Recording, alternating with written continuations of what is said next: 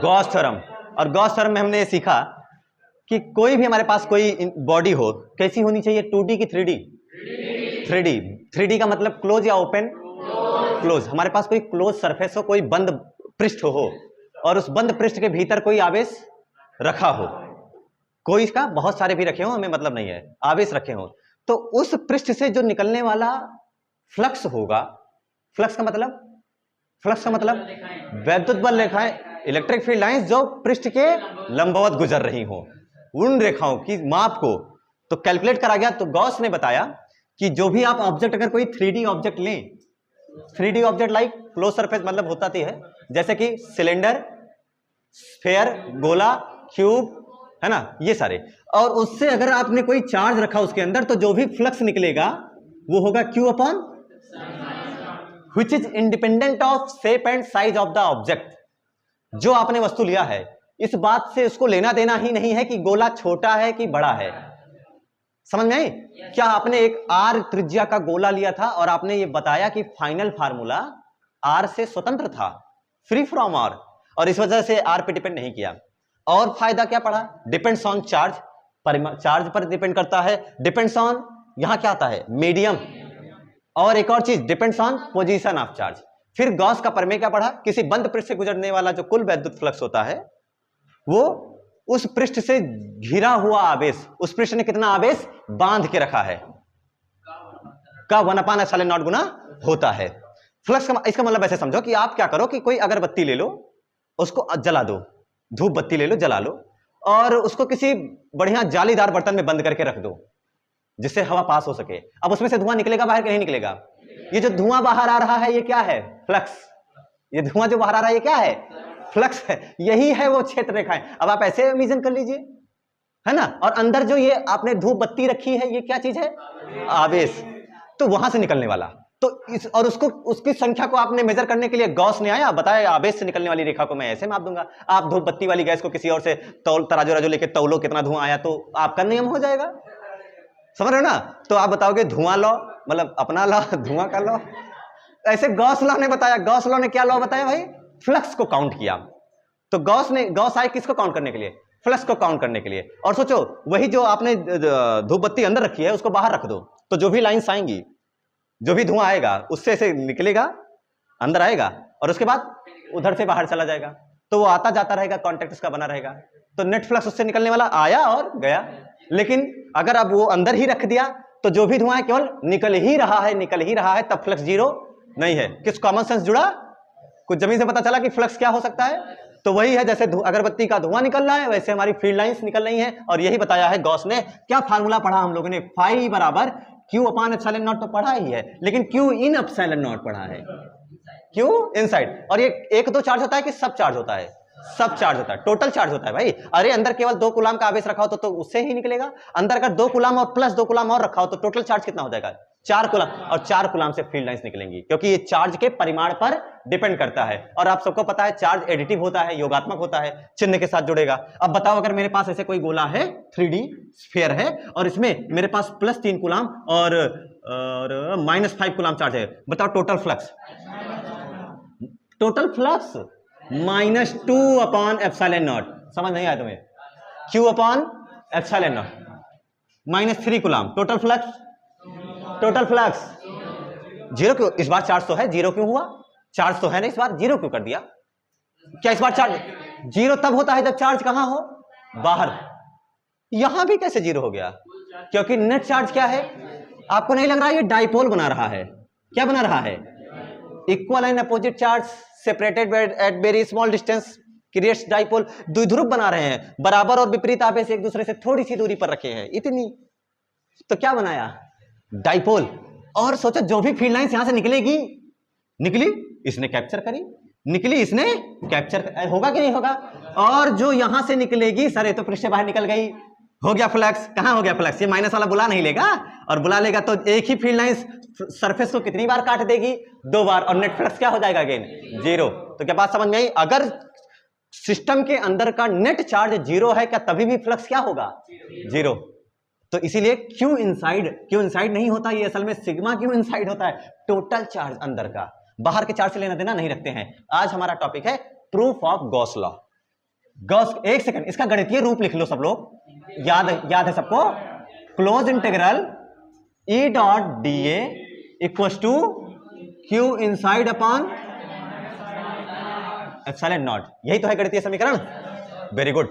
अब हेडिंग डालो सब लोग, गॉस के नियम का प्रूफ, सबूत मांगती है दुनिया, गॉस के नियम का उत्पत्ति।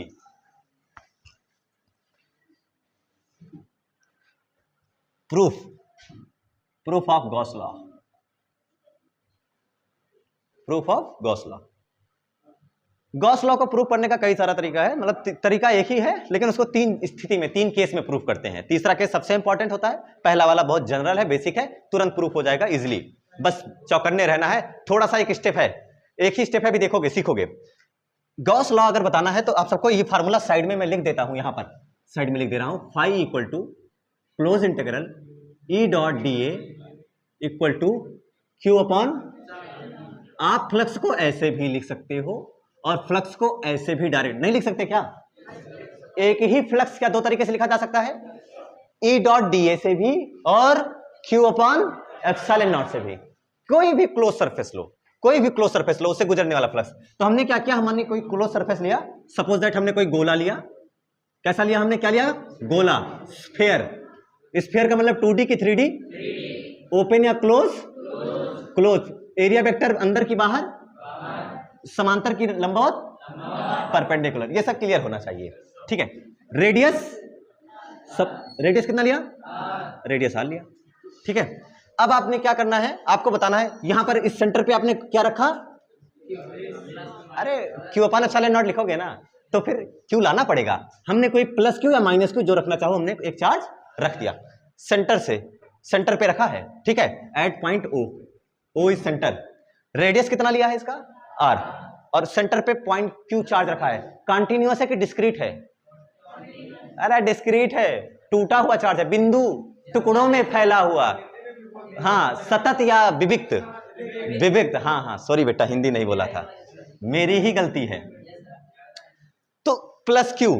अब इस आवेश से निकलने वाला फ्लक्स, तुक्के से जल्दी से सब लोगों ने क्या निकाला था? याद करो, ये फार्मूला एक बार कर चुके हो, ये डेरिवेशन एक बार कर चुके हो, लेकिन हमें प्रूफ देना है तो हम देते हैं। हमने क्या किया था, क्या यहां से फील्ड लाइन सब ऐसे निकलेंगी, नहीं निकलेंगी बाहर को? बाहर निकलेंगी ना, सारी फील्ड लाइन ऐसे निकलेंगी, बाहर को जाएंगी। सरफेस हमारा हमने जानबूझ के गोला लिया है, सरफेस हमने जानबूझ के क्या लिया है? गोला लिया था, तो गोले पर तो प्रूफ लिया है हम लोगों ने, है कि नहीं है? इसके जो पीछे वाला, यानी कल का लेक्चर नहीं, इसके पहले वाला लेक्चर जो था, ट्यूसडे वाला लेक्चर शायद, है ना, उसमें सब लोग देखोगे तो इसका प्रूफ मिलेगा आपको, उसमें हमने किया था और मैंने बताया भी था ये चीज। तो क्यों गोला लेकर के करें? कोई भी आना टेढ़ा सरफेस लो, लेकिन सर कैसा सरफेस लो? 3D और क्लोज लो। तो ये सरफेस हम हटा देते हैं, तो क्योंकि आप लोगों को लिए आसान हो जाएगा थोड़ा बहुत, मैं क्या करता हूं, थोड़ा सा इसको अलग तरीके से प्रूफ करने की कोशिश करता हूं। कैसा सरफेस ले लेते हैं? आना टेढ़ा, जैसा तुम्हारा दिमाग है अपने दिमाग के जैसा। अब हमने क्या किया, इसके किसी एक पॉइंट पर भी गया, ठीक है, इसके किसी आपने एक पॉइंट पर चार्ज रखा, कौन सा? प्लस क्यू नॉट, ठीक है। थोड़ी देर सूखना मांगता है ना, अजीब है। इसके प्लस पॉइंट ऊपर आपने क्यू चार्ज लिया, यहां से आर डिस्टेंस वगैरह पे जो भी डिस्टेंस आपने लेना होगा। अब यहां पर फील्ड लाइंस और एरिया वेक्टर, अब फील्ड लाइंस तो निकलेंगी स्वतंत्रता होकर के, और एरिया वेक्टर परपेंडिकुलर होगा हमेशा, होगा कि नहीं होगा? आप क्या करो, क्या इससे निकालना आसान है? डायरेक्ट कर सकते हो इससे? डायरेक्ट करने का कोई मेथड है इसका? नहीं। क्या तोड़ के फिर जोड़ेंगे? तोड़ के डिफरेंशिएशन और जोड़ने के लिए समाकलन, इंटीग्रेशन। तो क्या करते हैं हम इसके लिए, इसका बहुत ही छोटा सा कंपोनेंट ले लिया हमने। बोलो, एरिया ए लिया कि डीए लिया? डीए लिया हमने, बहुत छोटा सा कंपोनेंट डीए लिया। और इस डीए का जो सरफेस होगा, क्या वो मतलब एरिया वेक्टर, क्या वो ऐसे होगा, है कि नहीं है? अब फील्ड लाइंस ऐसे रखी हुई हैं, मतलब चार्ज ऐसे रखा हुआ है अगर, ठीक है, ओ पॉइंट पर, तो जो भी फील्ड लाइंस निकलेंगी ऐसे जाएंगी और शायद ऐसे जाएंगी, कुछ परपेंडिकुलर ये भी होंगी, ये थीटा डिग्री पर। ये क्या है आपका? इलेक्ट्रिक फील्ड, ठीक है। और कितनी डिस्टेंस पर आपने ले रखा है? ये बॉडी कैसा है? 3D। ऑब्जेक्ट कैसा है? 3D, क्लोज है, क्योंकि गॉस का नियम ही शुरुआती ही होती है 3D फॉर क्लोज से।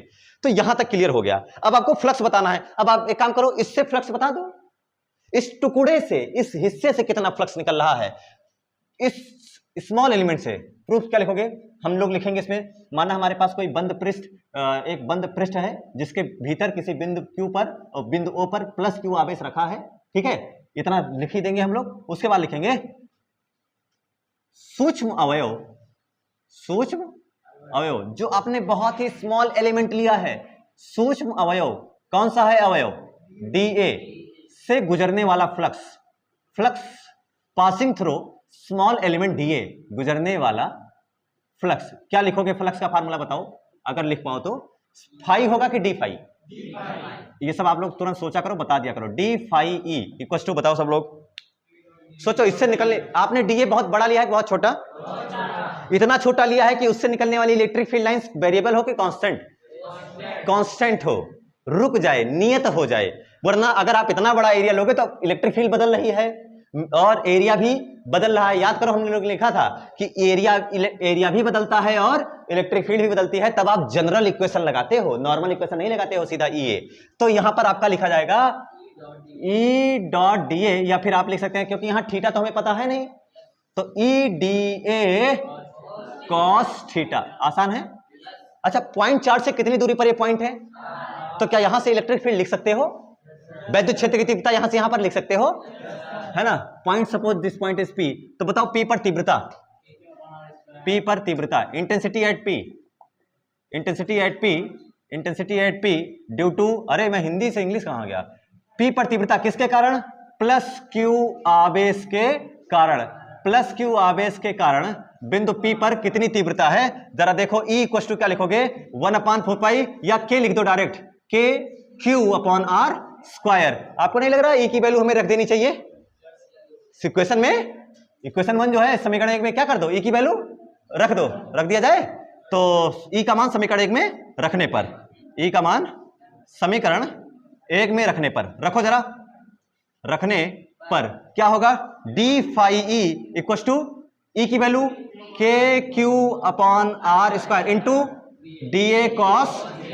आप इसको चेंज करो जरा ध्यान से, डी फाई ई ऐसे ही रखो, लेकिन जो थोड़ा थोड़ा पढ़ा सा लग रहा है, क्यू इधर लाओ, के और क्यू बाहर करो, के और क्यू बाहर किया, के क्यू बाहर किया, क्या बना है इकट्ठा? D A cos theta whole divided by, ये जाना पहचाना सा लग रहा है, क्या छोटा सा एंगल डी ओमेगा होता है?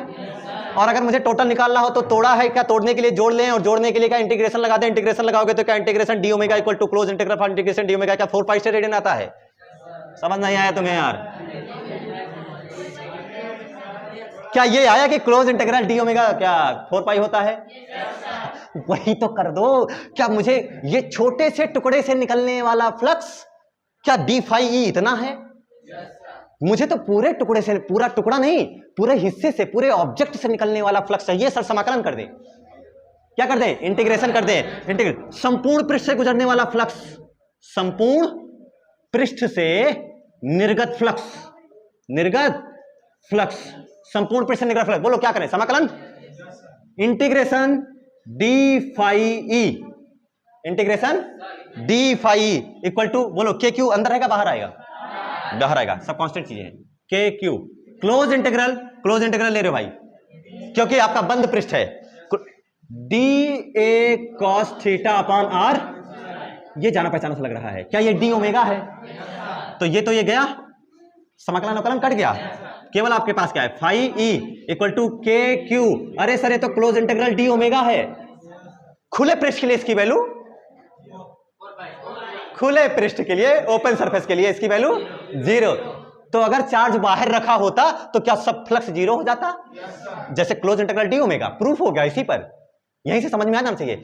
ओपन इंटीग्रल, अगर आपका ओपन सरफेस हो तो इसकी वैल्यू क्या होती है? 0, क्योंकि ये क्लोज इंटीग्रल है। और अगर आपका पृष्ठ कैसा है? पूरा 3D है और क्या पूरे चारों तरफ से पैक है, बंद है, तो बंद पृष्ठ के लिए क्लोज इंटीग्रल डी ओमेगा की वैल्यू 4 पाई। तो phi E equal to 1/4 pi epsilon naught into Q into close integral की डी ओमेगा की वैल्यू क्या होती है? Close integral D omega equal to होता है 4 पाई। होता है नहीं होता है? और यहां क्या लिखना चाहो तो लिख सकते हो, डी ओमेगा बराबर होता है D A cos theta upon R square. अब पता चला इस फार्मूले को हमने क्यों यूज लिया था, वो फार्मूला हमने क्यों पढ़ा था? मैंने क्यों पढ़ाया था आपको? General equation for solid angle. सोचो, आपको नहीं लग रहा सर 4 पाई जाना चाहता है, तो जाने वाले को रोक कौन सकता है? फाई बराबर क्या आया? जगह ही नहीं रह गई। फाई ई इक्वल टू आया क्यू इनसाइड, अच्छा अंदर का था कि बाहर का? ऐसे ही रखने दो, Q upon epsilon not. Proof आसान है कठिन है? यहां पर याद रखना है बस, और बहुत ही आसान है। मैंने स्फीयर वाले से ऑलरेडी किया था, इसलिए इसको डिफरेंट वे में प्रूव किया है, डीए कॉस थीटा का यूज लेकर के। Okay right.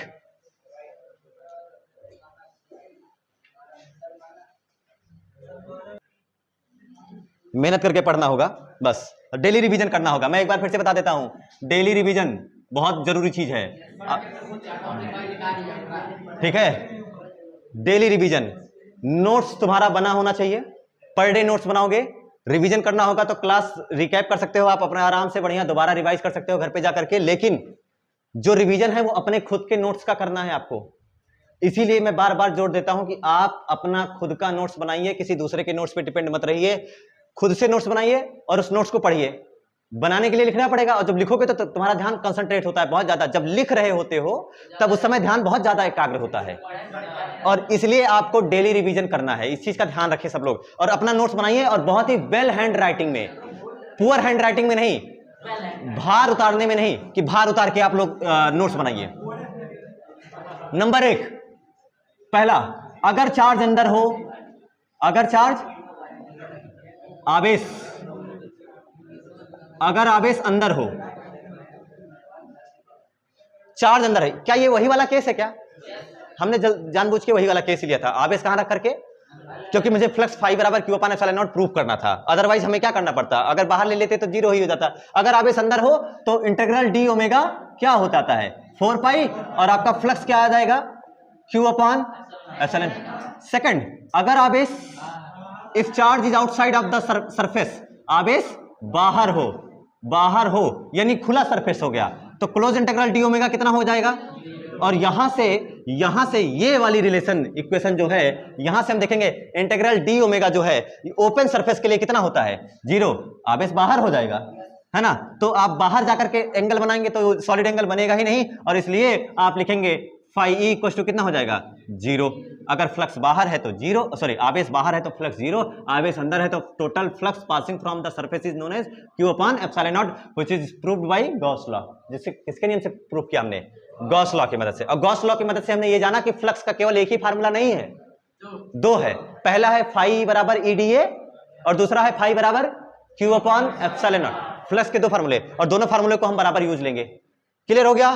तीसरा, सर अगर चार्ज अंदर भी हो और बाहर भी हो, चार्ज अंदर भी हो और बाहर भी हो, तो तीसरा, यदि आवेश अंदर तथा बाहर दोनों हो, अंदर तथा बाहर यानी कितने आवेश हो, एक दो या कई सारे, कई सारे, अंदर तथा बाहर दोनों हो, ये वाला केस। और यही केस इंपॉर्टेंट है, इससे एक बात पता चलती है, क्या वो जानेंगे भी।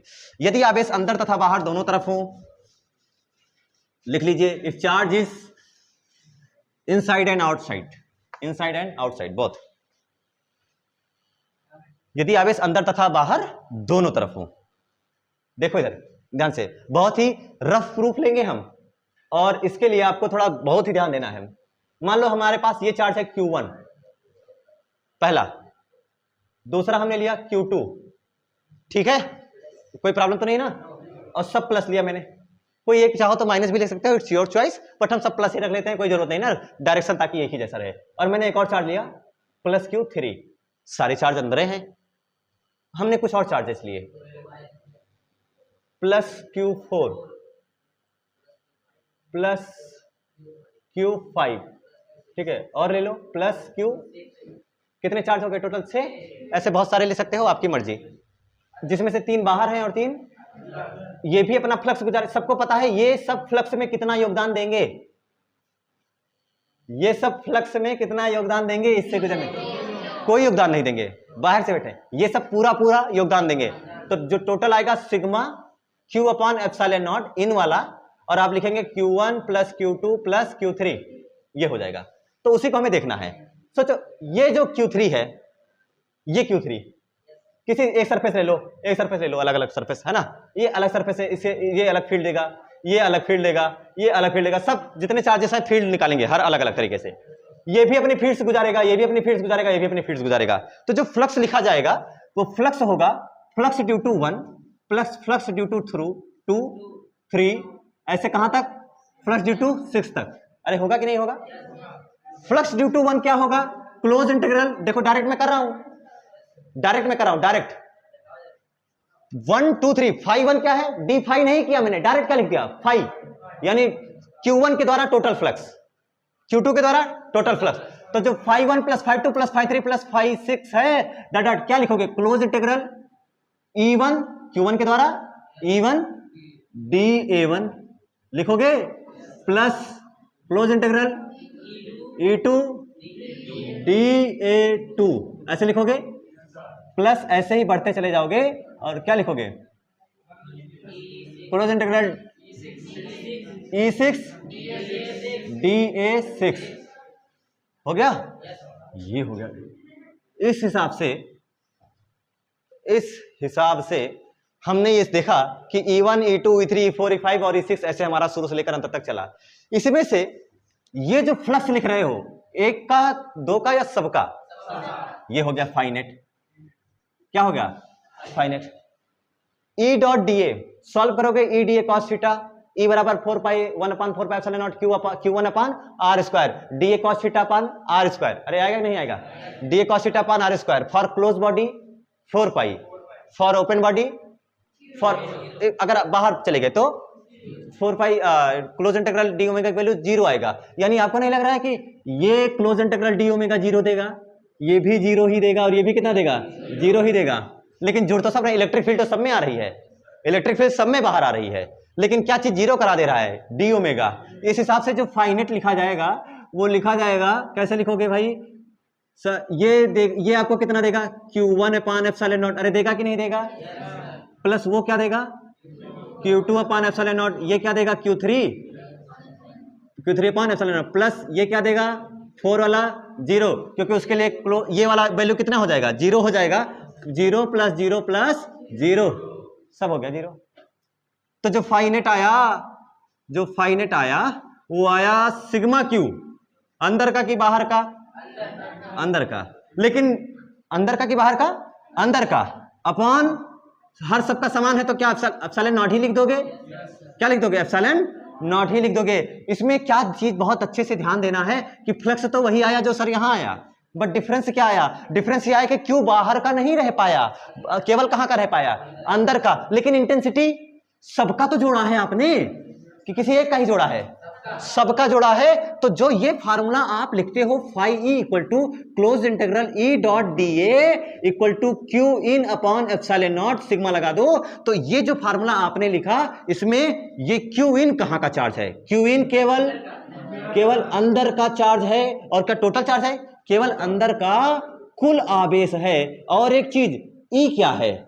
आवेश है। ई किसी एक के कारण इंटेंसिटी है कि दो के कारण कि सब के कारण? 1 2 3 4 5 6 सबके कारण हमने लिया है। ई जो होता है, ई सभी आवेशों के कारण होती है। ई सभी आवेशों के कारण होती है। तो दोनों चीजें अलग अलग हैं। फ्लक्स केवल किसके कारण हुआ? फ्लक्स केवल किसके कारण हुआ? अंदर के आवेशों के द्वारा। लेकिन तीव्रता किसके कारण हुई? सब के कारण हुई। ये काफी इंपॉर्टेंट पॉइंट्स नोट कर लीजिए यहां से। A charge is placed inside and outside, inside and outside. If you want to make diagram, you can. It's your choice. क्यों inside? अंदर, केवल अंदर का कुल आवेश है। ठीक है।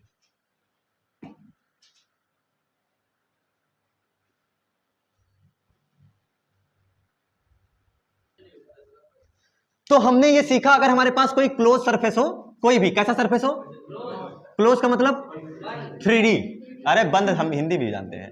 अगर बंद पृष्ठ हो और 3D, उसके भीतर कहीं भी कोई चार्ज रखा हो, भीतर रखा हो, ये बात क्लियर हो, बताओ इससे कितना फ्लक्स निकलेगा? क्यू अपान,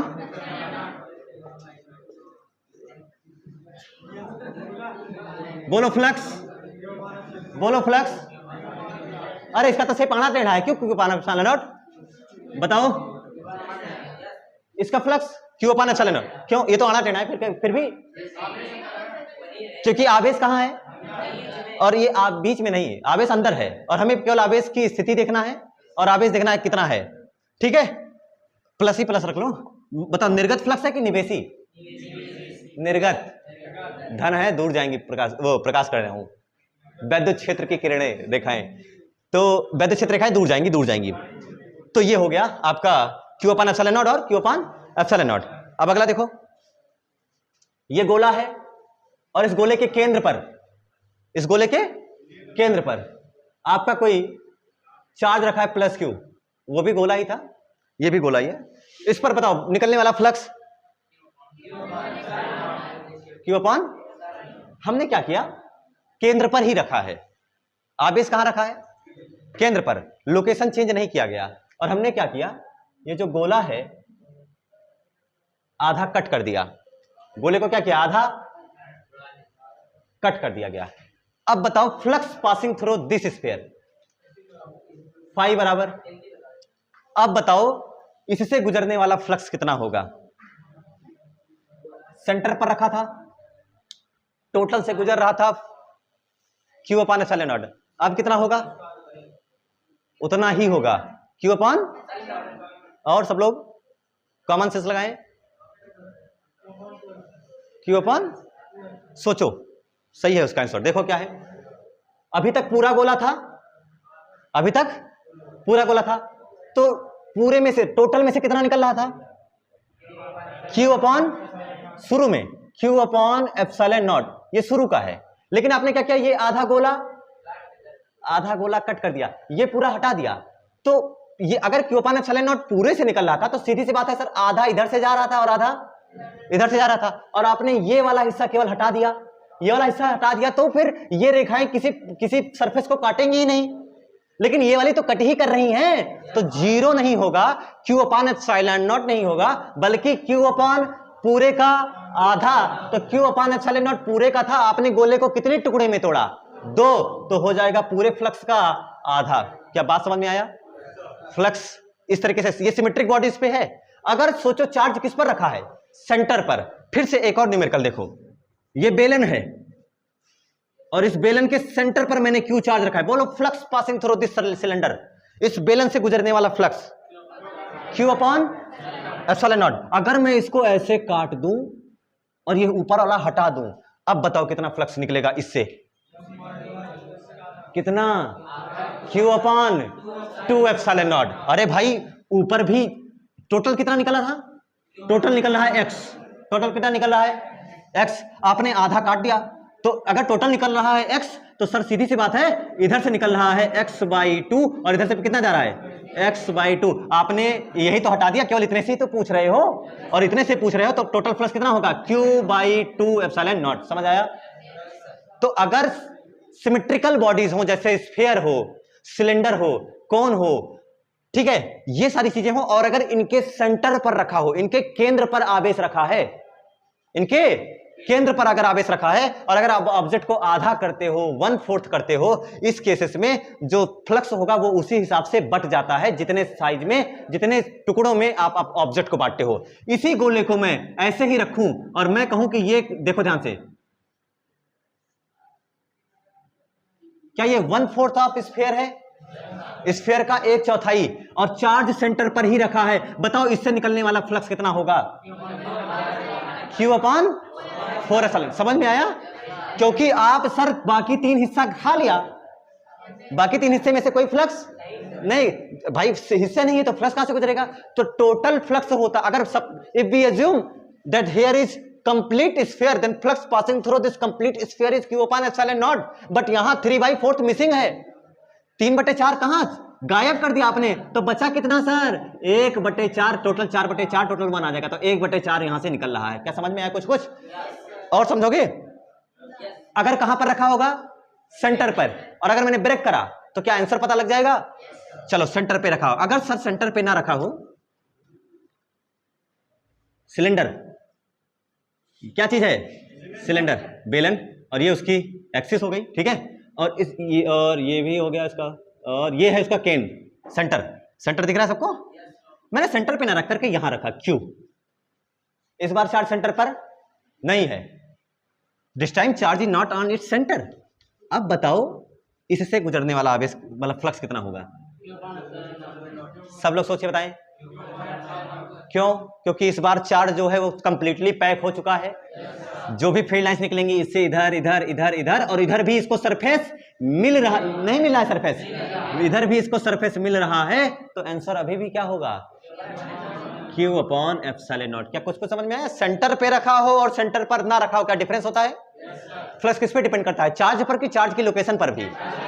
लोकेशन पर भी। सेंटर पे आते ही अलग तरीके का है कि नहीं है? क्लियर है? एक और करके देखोगे? चलो हम एक और करके देख लेते हैं न्यूमेरिकल्स। हमारे पास ये कोई है क्यूब। क्यूब का मतलब जानते हो? घन। और घन के ऊपर वाले सरफेस पर यहां कोई चार्ज रखा है, ऊपर वाले तल पर। जैसे कि यहां तो घन तो एक घनाभ है, वी हैव क्यूबॉइड, ये क्यूबॉइड है, और हमने जो चार्ज रखा है वो इसके यहां पर रखा है, यहां पर देख लो, यहां पर रखा है। बताओ फ्लक्स कितना होगा इससे गुजरने वाला? सोच के बोले। ठीक है, बताओ। Q अपॉन,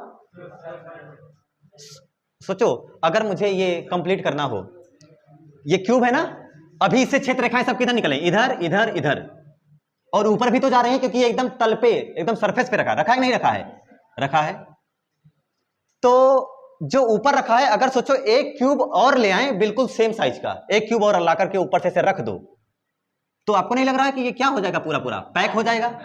और पैक हो जाएगा तो जितना फ्लक्स नीचे से गुजर रहा है उतना ही ऊपर से गुजरने लग जाएगा। इस केस में अरे तो क्या ये कंप्लीट था कि अब कंप्लीट हुआ? गॉस के हिसाब से तो अब कंप्लीट हुआ, और अब कंप्लीट हुआ तो कंप्लीट सरफेस से बताओ टोटल फ्लक्स कितना जा रहा है? Q upon epsilon not. अरे अब तो यहां से पूछा है, कितना जाएगा? Q upon 2 epsilon. समझ में आया? Q upon 2 epsilon not. एक और कर दो, बस एक और कर दो, और ऐसे बहुत सारे हम कर सकते हैं अगर चाहें तो। ठीक है, देखो इस बार जो आवेश है कहां पर रखा हुआ है? वर्टेक्स पर रखा है, तो इससे कितना फ्लक्स निकलेगा? क्योंकि कोने पर रख दिया गया है, कोने पर रखा गया है, मतलब इसको कवर करने के लिए सर इधर भी एक क्यूब आएगा, एक पीछे भी जाएगा, एक पीछे भी जाएगा, 4 तो इधर इधर से हो गए, और 4 ऊपर से भी आएंगे नहीं आएंगे? आज घर पे जाकर के माचिस की 8 डिब्बी ले लेना और ये कोशिश कर लेना। ध्यान से देखो, अगर ये स्लैब है और इस स्लैब के यहां पर आपने रख दिया चार्ज, कहां पर? इस कोने पर अगर आपने चार्ज रखा है, तो अगर इस कोने पर देखो यहां पर रखा था तो ऐसे ही एक और स्लैब लेकर के आते और हो जाता Q अपॉन एप्सिलॉन नॉट। तो आपने बताया कि सर इससे Q अपॉन 2 एप्सिलॉन नॉट जा रहा है, लेकिन इस बार कहां रखा चार्ज? यहां रखा। तो अगर यहां पर रखा तो इधर से इतना ही ढकेगा, इधर लगाओगे एक, इधर लगाओगे, टोटल कितने हो गए? 4। लेकिन अभी ऊपर तो खुला है, तो क्या 4 ऊपर भी लगा दोगे तो क्या कंप्लीटली पैक हो जाएगा? और कंप्लीटली पैक हो जाएगा तो कंप्लीटली क्लोज हो जाएगा, और क्लोज बॉडी से पास करने वाला सर्फ फ्लक्स कितना होता है? Q upon epsilon not. बताओ टोटल कितने डिब्बे लगाए? 8। तो आपके पास कितना है? तो क्या 1/8? आई होप आपको समझ में आया होगा। मिलते हैं कल फिर इसी वक्त, तब तक के लिए ओके बाय। तैयारी करते रहें, रिवीजन करते रहें, नोट्स बनाते रहें, दम लगा के पढ़ो बेटा। All the very best.